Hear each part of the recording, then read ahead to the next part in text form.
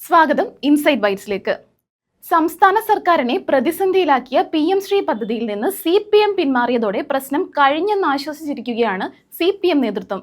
എന്നാൽ പാർട്ടിയിൽ പലയിടത്തും ഇതിന്റെ പൊട്ടിത്തെറികൾക്ക് ആയവ് വന്നിട്ടില്ല. PM ശ്രീ പദ്ധതിയുടെ പേരിൽ LDF സർക്കാർ രണ്ട് വള്ളത്തിൽ ചവിട്ടരുതെന്ന് പ്രിയങ്ക ഗാന്ധി ആവശ്യപ്പെട്ടു. PM ശ്രീയിൽ പറ്റിയ പരിക്ക് ക്ഷേമ പദ്ധതിയിലൂടെ പരിഹരിക്കാനാണ് സർക്കാർ നീക്കം.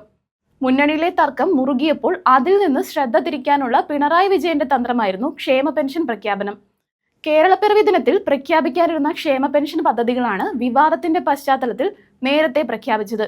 2500 രൂപ സാമൂഹിക സുരക്ഷാ പെൻഷൻ നൽകാമെന്നാണ് 5 വർഷം മുൻപ് LDF സർക്കാർ വാഗ്ദാനം ചെയ്തത്.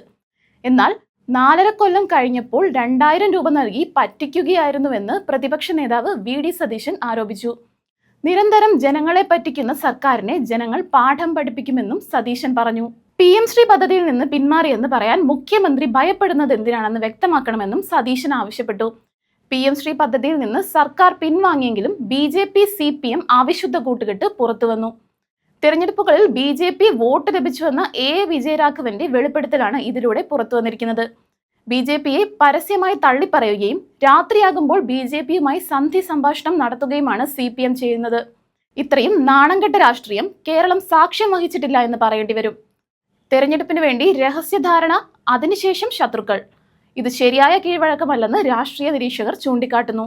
കൂടുതൽ പൊളിറ്റിക്കൽ വീഡിയോകൾക്കായി ഇൻസൈഡ് ബൈറ്റ്സ് സബ്സ്ക്രൈബ് ചെയ്യുക.